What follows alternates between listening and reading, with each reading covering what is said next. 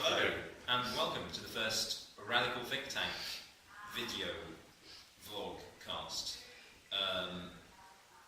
We're going to talk about radical organising. My name's David, this is Roger. We're at King's College in central London.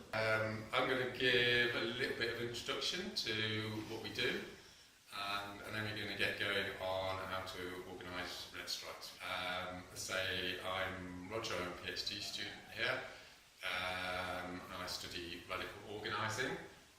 We're both part of a network called Radical Think Tank, which brings together academics, community organisers and activists to work out practical ways to bring about radical political change. And you can find out about it, assuming you've done everything properly, on the information below. There's a link below in the description. Good. So you click on the link and it'll tell you about all our events, how you might want to get involved. Okay, that's that bit. Yeah, I mean, pretty much the purpose of this video, and hopefully this video series, is that we'll throw out some ideas, some concepts and methods about what, for want of a better word, in radical politics, how you do stuff. There seems to be a need in this day and age when we've seen sort of people reinvigorated with an interest in politics like never before. Not just student activism that we're going to talk about, but maybe the hundreds of thousands of people who've joined the Labour Party or been inspired by Corbyn, or the people who are feeling that something's not right and want to do something about it. The point of these videos anyway is to, I suppose, meet a demand for knowledge about practical skills. That's right. In terms of So doing stuff. how to do stuff. So we're not going to be rambling on about how bad the world is, because lots of people do that, that's all cool, but we're going to be giving information on how to be more effective once you've decided to do something. So I'm going to focus on the red strike. Yeah, on the point of which, we've got a bit of experience doing campaigns, but by no means, we don't have a definitive answer to any of this stuff. It's all ideas, proposals, a few things that have worked, that might work in other contexts, transferable methods, but we're not saying this is the be-all and end-all. There's loads of people out there. There must be about as many methods to organising as there are organisers in the world. Right. And I think it can be an open-ended conversation, that if we say something that seems a bit wild or out there, someone can comment and contribute and maybe come on the next video and offer their point of view. But what we're going to talk about today is basically what we did during a few things we learnt from the campaign over rent and the rent strike that happened at UCL about 6 months ago. Yeah, so we're saying these are some things that worked. They may not work for other people in all situations, but they seem to work really well. There might be other things that work, and that's cool. But there's some important discoveries we've made, and that's what we're going to talk about today. Yeah. Okay. Background. Yeah, so a bit of context. I mean, I suppose what we're going to talk about relates to this rather specific case of the rent strike at UCL, which was students in university accommodation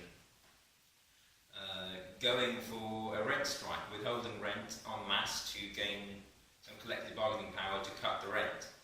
I mean, I suppose for the sake of context, that's broadly there. We discovered, students at UCL discovered that the rent had been sneakily going up every year, because the only way the university management could meet their sort of surplus targets was to exploit students. And it got to the point where a lot of people couldn't afford it, or 80%, 100, 110% of people's incomes as students was going towards paying the rent, and this is anyone who pays rent in London will know what we're talking about. And after about a year of sort of signing petitions and trying to lobby management, we decided that this isn't going to get anywhere. We need to take it up a notch and do what most successful tenants campaigns have done in history, that is to get a load of people together and withhold rent until the landlords actually taking you seriously. So that was sort of the situation we were coming into. This is on the university campus, the university-owned accommodation. And yeah, we started planning a campaign.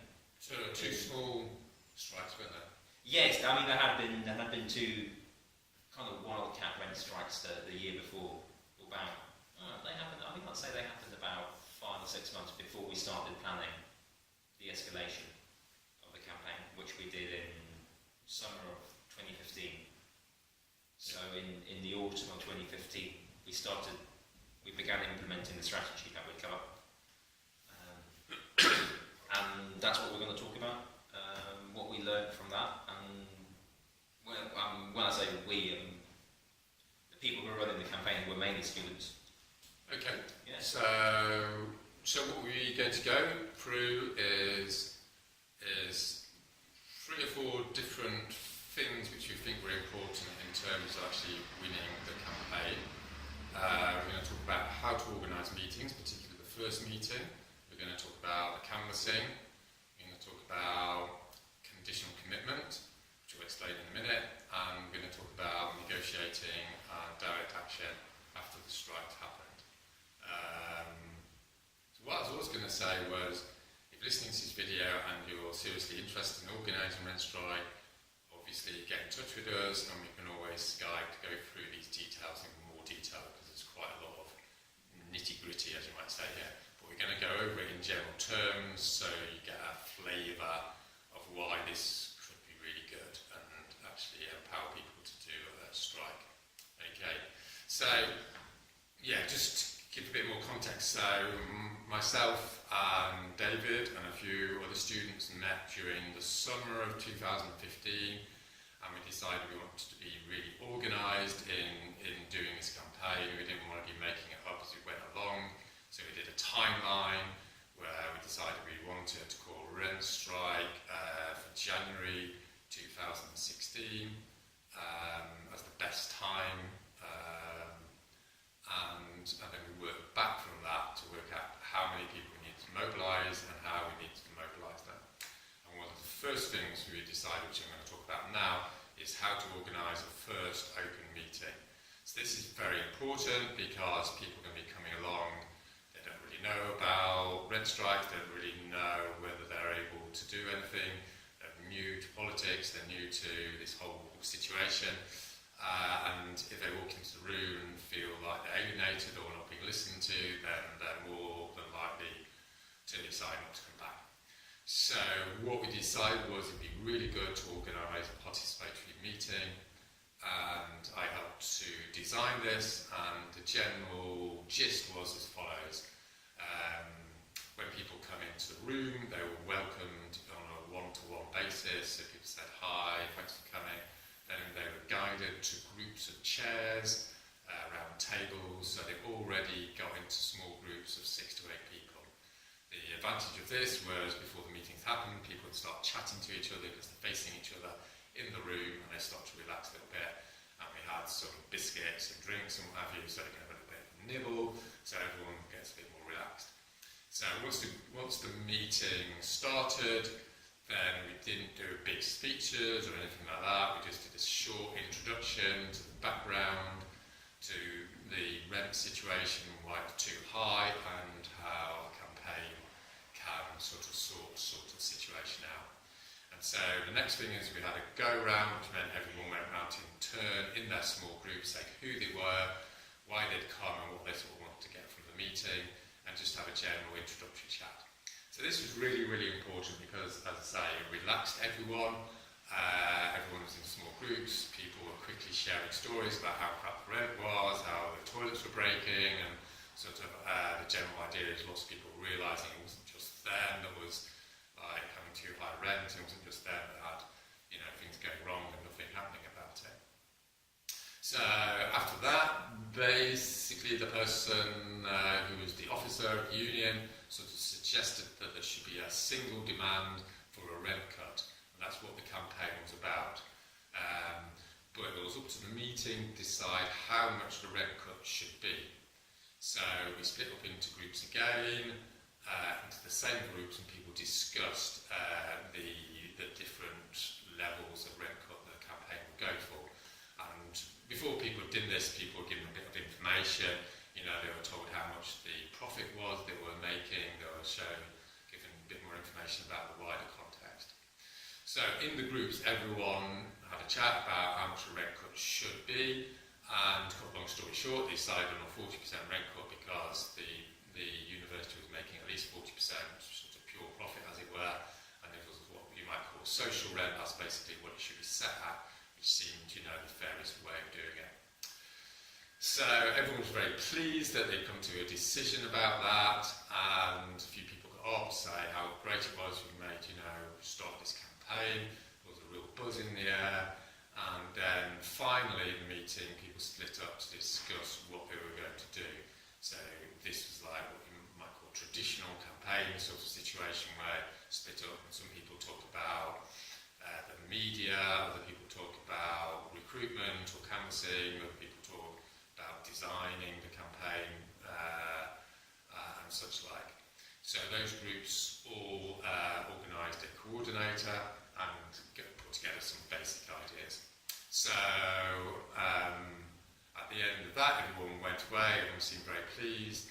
I say, do research in this. I gave some questionnaires out. The level of empowerment that people felt was 80 to 90%, which is pretty high by any standards. And it was also reflected in the fact that the following meeting, I think 28 people turned up, 30 people came to the first meeting. So basically it showed that people were like empowered by it, they felt part of it, they owned it, and they were wanting to come to the next meeting and actually do stuff. So that's the first thing about a nice participatory meeting.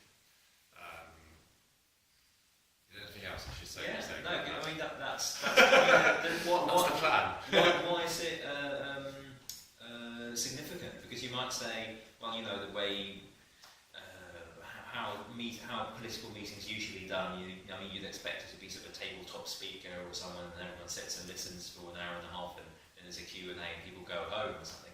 So these tweaks, like having food on the table and sitting in circles instead of sitting facing forward, might sound like, well, minor tweaks around the edges, but as I suppose we saw later on in the campaign, it changes the dynamic, it changes the attitude and the conversation that people have with each other.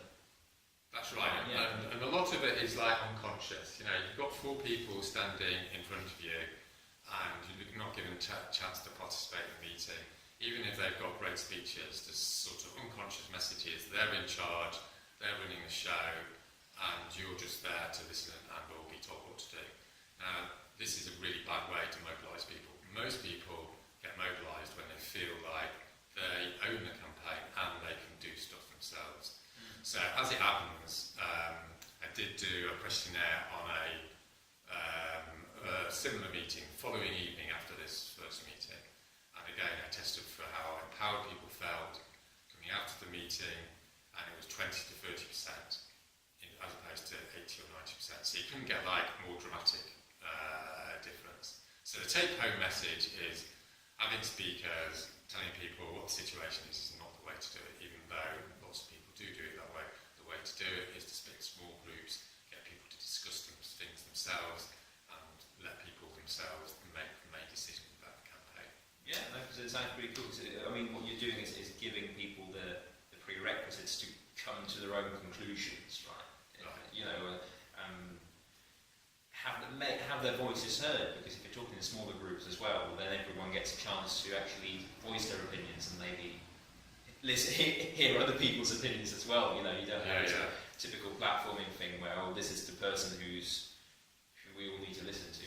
And that gives you, because I suppose at the end of the day, a lot of what the stuff we're aiming at is that the way political movements are successful is that, you know, our strength comes from our collective resourcefulness as a campaign where everyone contributes and everyone feels valuable and everyone is valuable.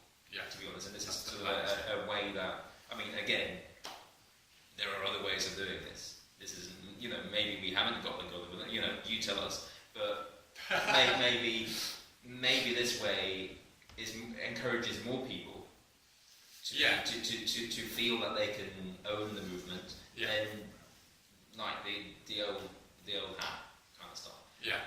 And I think it's important to communicate that this isn't just being made up by me or just by this campaign. There's a lot of campaigns now that use this structure.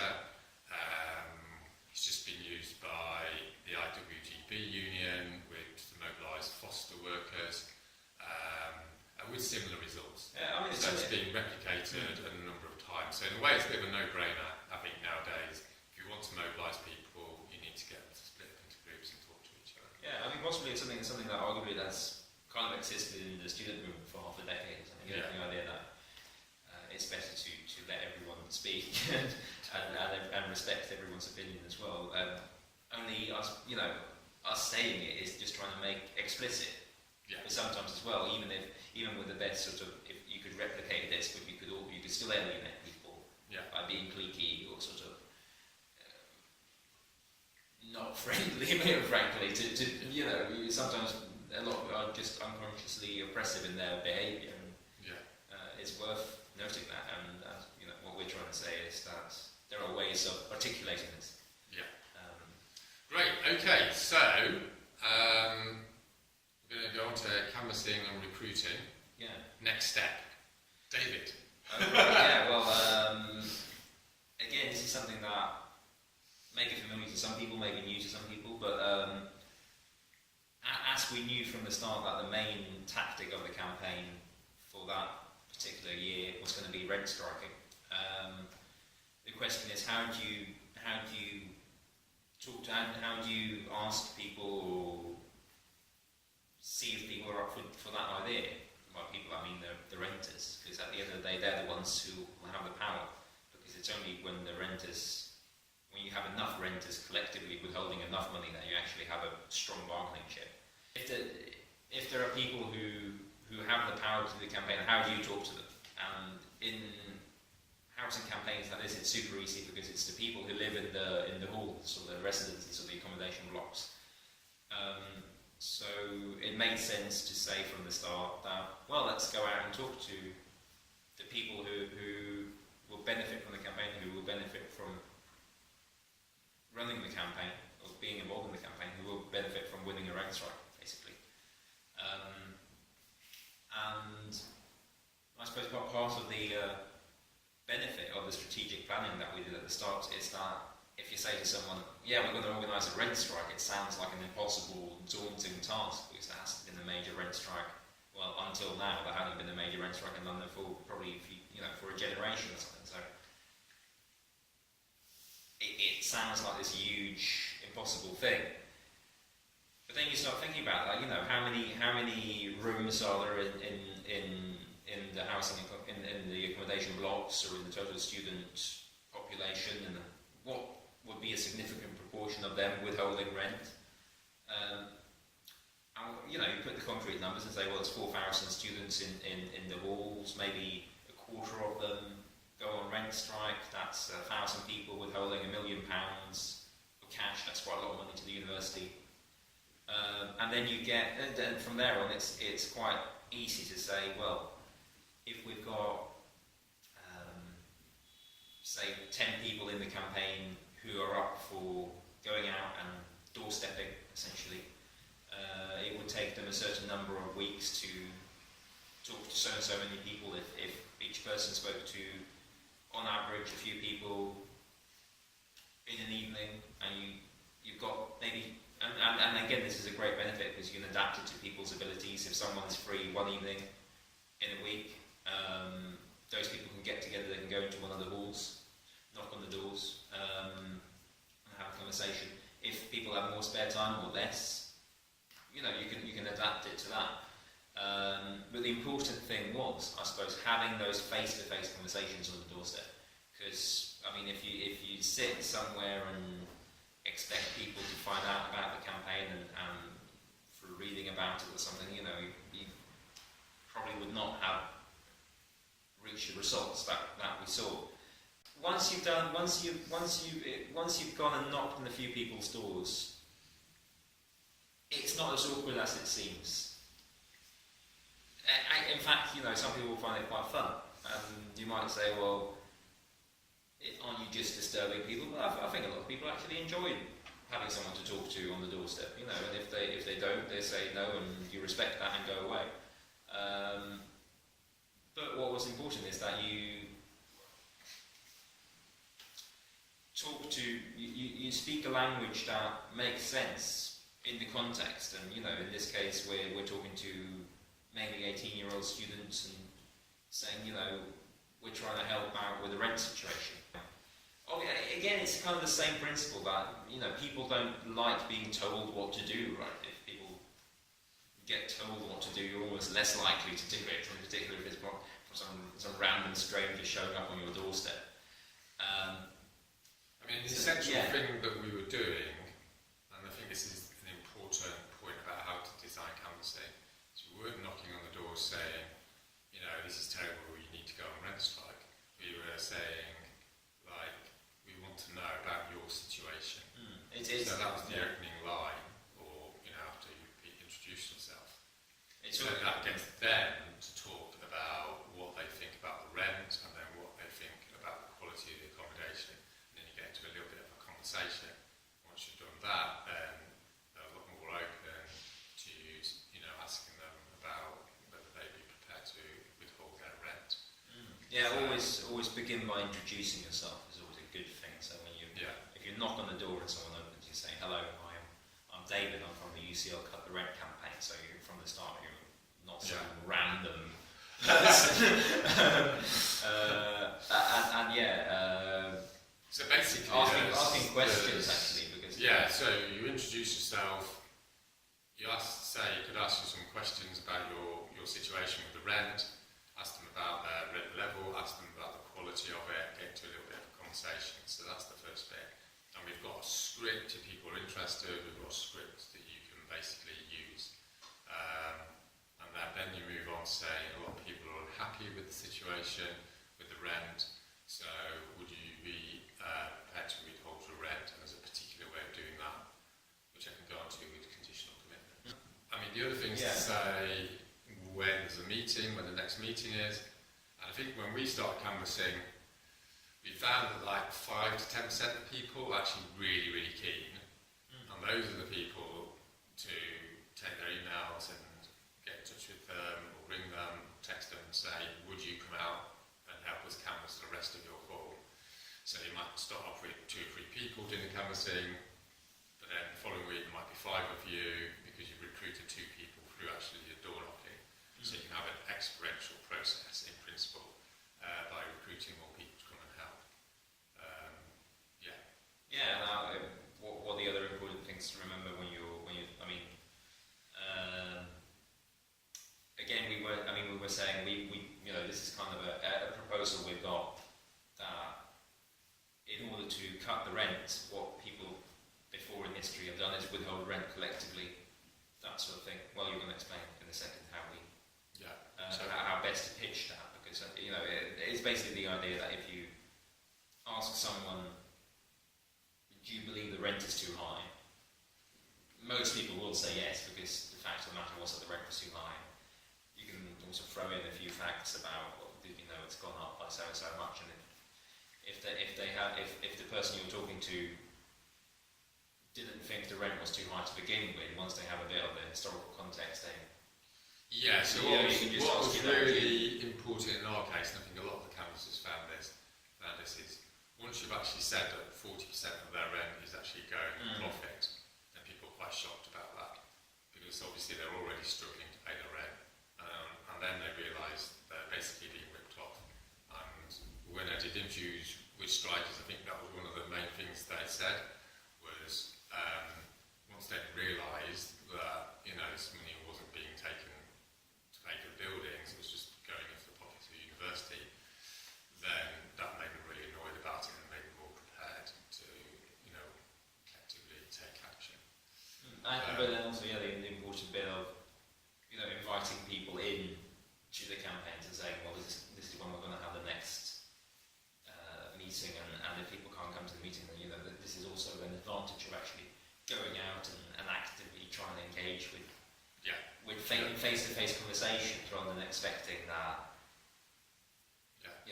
show up to, you know, to your thing. What do you say to people to convince them to withhold, convince them that withholding rent is a good idea? Because on the face of it, it might sound a bit scary. Totally. But, you know, especially. So what's the answer? Here we go. Okay, so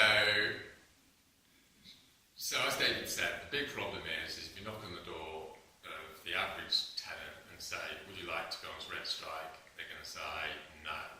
Because what they're thinking is, if I don't pay my rent, I'm going to get into trouble and might get evicted, and it's just not a good idea. So it's really ineffective, basically knock on the door and say, would you be prepared to go on rent strike?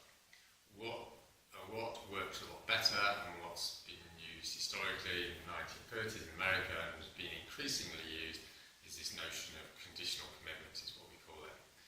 So this is basically how it goes. Is you knock on the door and you say, it'd be great to get a reduction in rent. Yeah, everyone's agreed about that.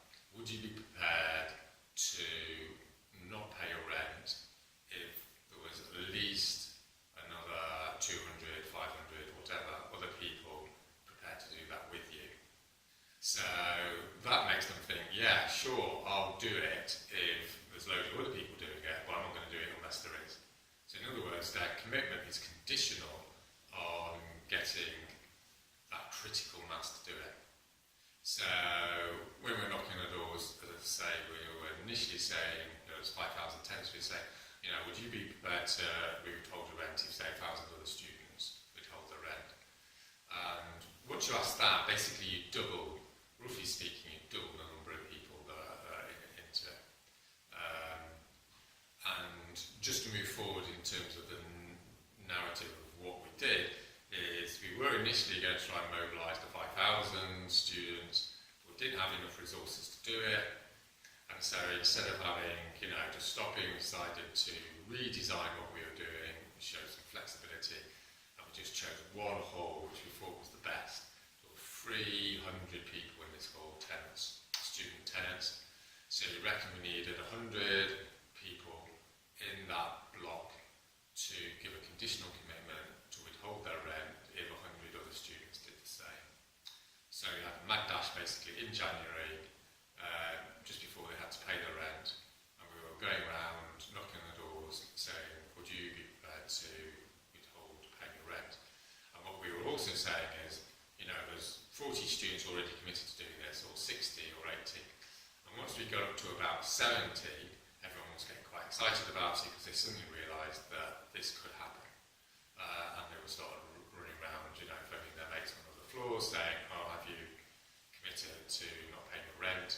And they sent, everyone basically sent an email to a central email address, and that collated all the commitments. And we managed to get something like 120. And it actually turned out there was 150 people altogether. So generally speaking, once we used a conditional commitment, I found, did a bit of a comparison when I just went around saying, we're going on rent strike, people knew all the people were doing it, but about half the people said they'd do it. But when we used conditional commitment, it went up to 80%. In other words, 80% of students generally will not pay their rent if they know a critical mass of other students won't do it. And I suspect that that's universal around the UK. You're definitely looking at 70-80%, because everyone wants a reduction in the rent. So if you construct it like that, then we're on the go. I guess it's sort of a commonsensical thing as well. I mean, we use the word conditional commitment, which is almost the sort of an abstracted academic label for what is most people will have experience in their everyday life as just, I'll do it if you do it. Yeah. It's just the sort of theoretical. Yeah, it's almost a theoretical term, but in everyday life, the way you do it is, no one wants to take the first plunge. No one wants to feel like they're going on a rent strike alone. It's the security and the guarantee that actually, if we do something, we're only going to do it if we do it together. Because then you've got two things. You've got people in the knowledge knowing that, well, the action is, firstly, they're not going to be alone, so they're not going to be victimised Secondly, you're more likely that the action's going to succeed. Yeah. And people know that in advance. It's like, you're saying, well, let's go.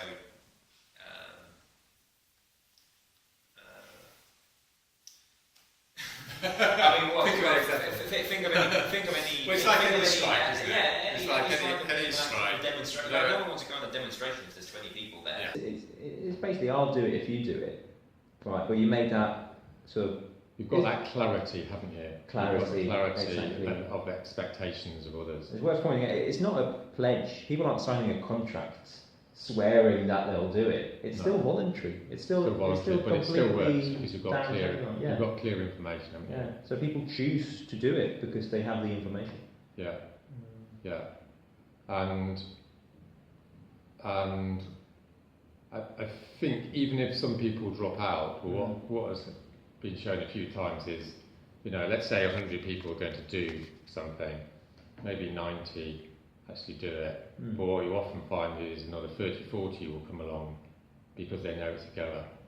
So what happened in the rent strike is, as I say, another 20, 30 people came along and joined the strike after the conditional commitment was up and going, was carried through. So we did end up with 150 people, approximately not paying their rent out of 300, which was totally viable as a critical mass.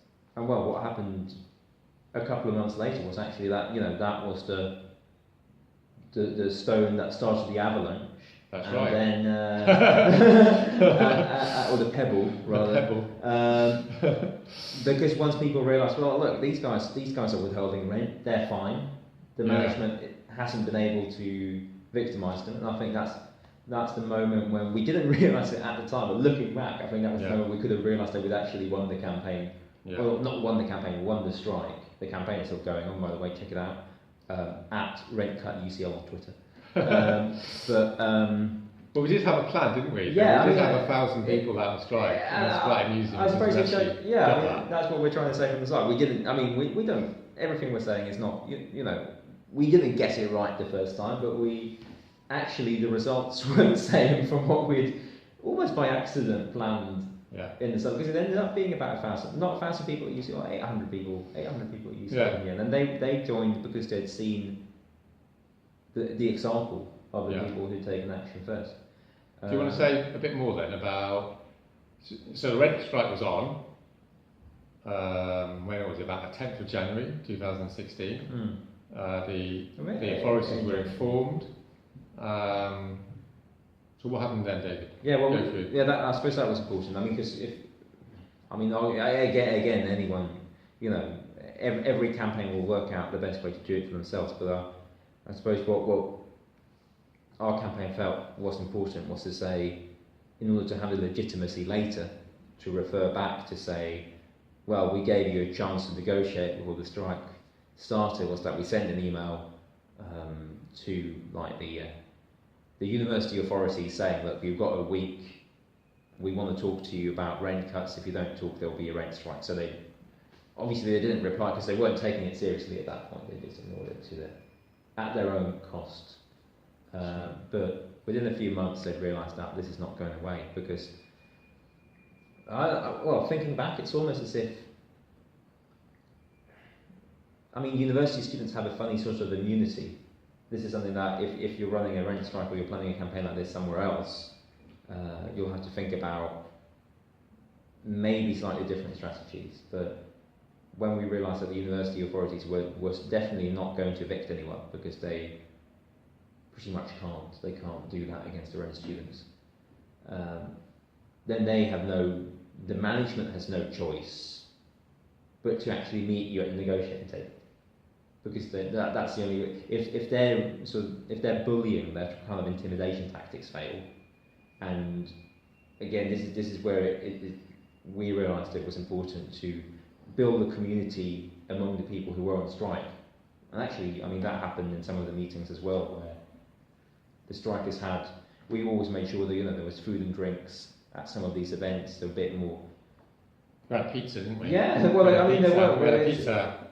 It'd be wrong to call it meetings because meetings makes you think of stuff with a formal agenda and someone. These were just social events to build the community among you get natural solidarity networks almost in a sense. Yeah. And I think that looking back was actually important to ensure that when they started sending sort of RG emails saying like pay by this date, that people actually stuck through and they trusted their own ability to hold out. So how did the negotiating go? Shall we say something about that? Yeah, well, I mean, in the end, because by the time it got to May, and the numbers had escalated, as we said,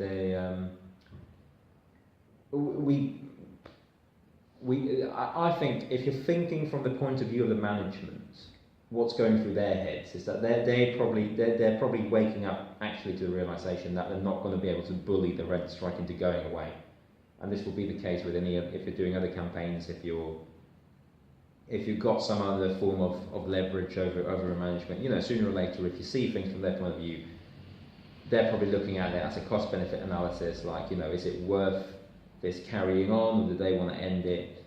And I think by the time we were sort of in May, June, early summer this year, we try to be explicit to them and say that we are open, as we said from the start, to actually negotiate an end to this strike. We know, and we didn't quite put it in those terms of saying, it's in everyone's best interest, because obviously, we're not friends with the management, but they were, I think, because they were trying to be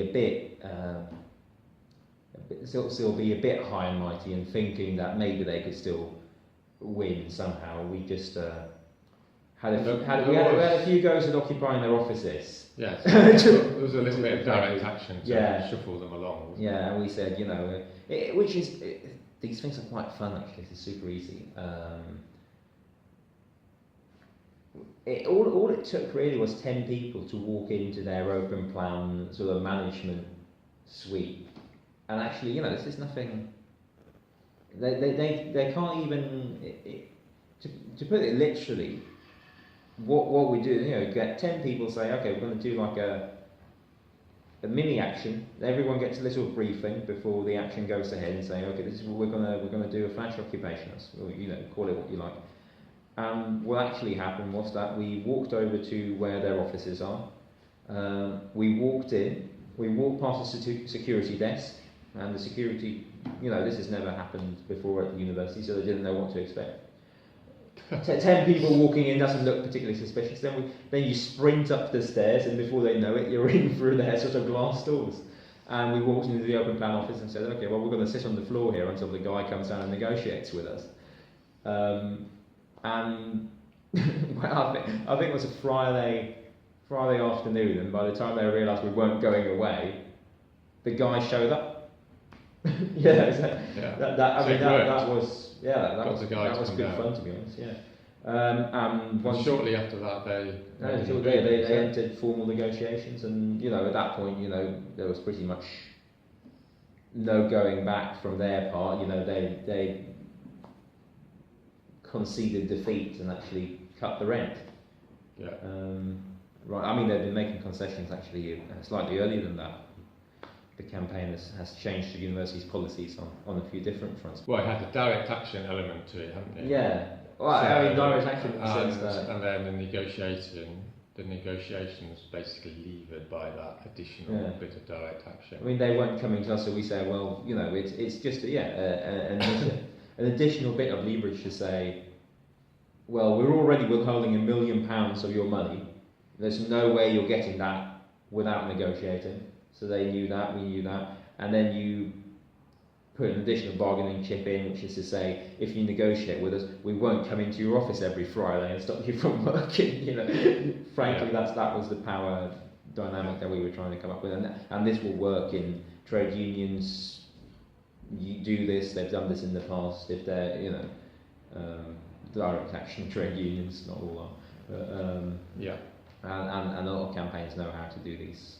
So basically, the red strike won, didn't it? I mean, do you want to say specifically what it won? I mean, it wasn't like a massive rent cut, but it was the first. It was the first negotiated rent cut for 30 or 40 years. Well, at the university, at UCL, I think. I don't think they've ever cut the rent. Yeah.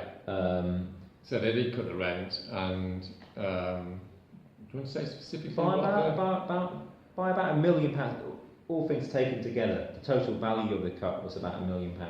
Yeah. For 1 year, which was I think 5% of the money they rake in from students, above and beyond the running costs. So that money is this year actually. I spoke to a couple of freshers at UCL the other day, and I said, well, thanks to these guys, you're 5% better off this year than you would have been. Yeah. And well, I mean, that's the point of aiming high. That if you win something, that's what you've won. And I think. And taking into account this is the first time a red strike has been organised for at least 2 generations. You know, not everything went perfectly, but it showed that it worked. So if someone took this information and made it a little bit more systematic, you know, they could be doing an even better red strike. Yeah. Well, let's just summarise the situation. Yeah, let's summarise that. You know, from what we've learned of this was the first time in a couple of generations that there's actually been a pre-organised, pre-planned mass rent strike at a London university. I think anywhere in London. Yeah. The fact that it went from 0 to actually winning a rent cut. Yeah. We aimed high. We were aiming for 40%. It didn't cut the rent by 40%. But as they say, if you start at 0 and you win something, you won. Yeah. The management certainly lost that round. And we went from 4 people in the room to nearly 1,000 people on strike in 9 months, didn't we? And from what the emphasis was quite substantial. Yeah, and again, emphasising that we certainly didn't get everything right, and people's experiences and the knowledge other people have gained, and what we've learned from this campaign. Yeah, it's going to make the next rent strikes and the next wave of rent strikes even stronger. And actually, we saw that at Goldsmiths College, who started organising. And I think it's worth emphasising that, you know, in this video, we obviously haven't covered everything that you could or should do. We haven't said anything about posters or social media, how to run meetings, coordinating, the minutiae of negotiating. You know, there's plenty more that could be said. But what I think we have done is identify sort of the innovative new sort of things which you might not have thought of, you know, how to run the open meetings, how to design the canvassing, what to say, using conditional commitment, which seems to be pretty crucial, and then, you know, supplement things going viral, as it were, after the first strike, encouraging other people to go on strike, and doing flash mob occupations as that extra little push to get them around the table. So that's basically the method, and there's every reason to think it can be repeated, broadly speaking, by other people, whether they're in universities or whether they're not. And if people are seriously interested in it, then, as we said, there's a link at the bottom of this video, and leave us a message and we can have a chat on Skype or whatever and go through some more of the nitty-gritty. And we're talking about, so that's 4 sort of methods that you can use in your campaigns, or maybe adapt and tweak, or get in touch with us to learn more about it, or expand on your own. And other people have written about this as well. It's not just us. And this is by no way conclusive. I mean, it's quite limited. We could talk for ages and ages about all the tiny things and all the, you know. If you thought that was interesting or useful, or you've tried similar stuff, or you've tried other things that worked well for you, why not get in touch? Let us know what you think, and we can do a bigger, better video. Yeah, maybe. Watch the next one and subscribe and all this stuff. But above all, let us know what worked for you, because the more of this knowledge that's collected and that's what Radical Think Tank is trying to do, is to bring all this knowledge together and spread it out, practical ways of Superb. Thank you very much. If you've watched all the way through this, stay tuned. Yeah, good luck. Super. Yeah, thanks for watching.